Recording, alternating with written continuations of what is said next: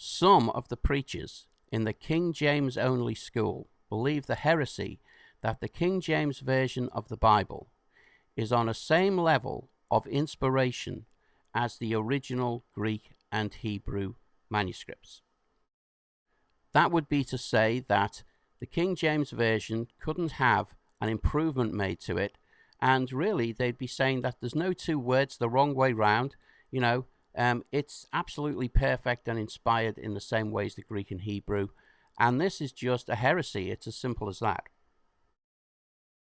For a start, why should English-speaking people in the world be given this great privilege that they get a Bible on the same level of inspiration as the Greek and Hebrew, but other people don't? Like, where's the German version, the French version, the Swahili version, the Spanish version, etc.? It just doesn't fit. It's a racist belief, actually. Today, I want to give two examples from the sacrosanct book of Revelation, where I believe the King James Version can be improved. One is in Revelation 13:18, where it says the number of the beast is 666, when 60 means 320s, and I think that that can be misleading, and that the word 60 would have been better to use.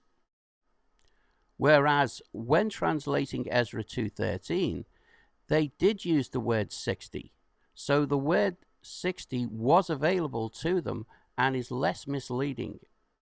Now, I realize it's italicized, but I feel that the word "and" is even superfluous, and as there was no real need for it to be there, I don't think it should have been inserted either. Some would say an even better example is Revelation 1:12, because several times in the book of Revelation, this book that must never be changed, the word candlesticks is used, and that's something of an anachronism. I'm not saying there was no such thing as candlesticks in those days. There may well have been, but lampstands is what the original Greek says. And so that is an inaccuracy. It's a modernization, and a candlestick is not the same as a lampstand, because a lampstand has oil in it, usually, and oil represents the Holy Spirit. This has all sorts of deep connotations. I believe the word candlesticks should not have been used. It could be improved. I think it is obvious and sensible to say that we do need a good modern version of the Bible written from Textus Receptus, the right Greek, because, well, foreigners, for instance, trying to read the Bible in English find it very difficult, all of these and thous, and lots of younger people these days really find it a stumbling block that it's written in thee and thou and ye. And even though that can be more accurate, like in Matthew 18, verse 18, it's needed to have a modern version as well of the King James type manuscripts, which is accurately done.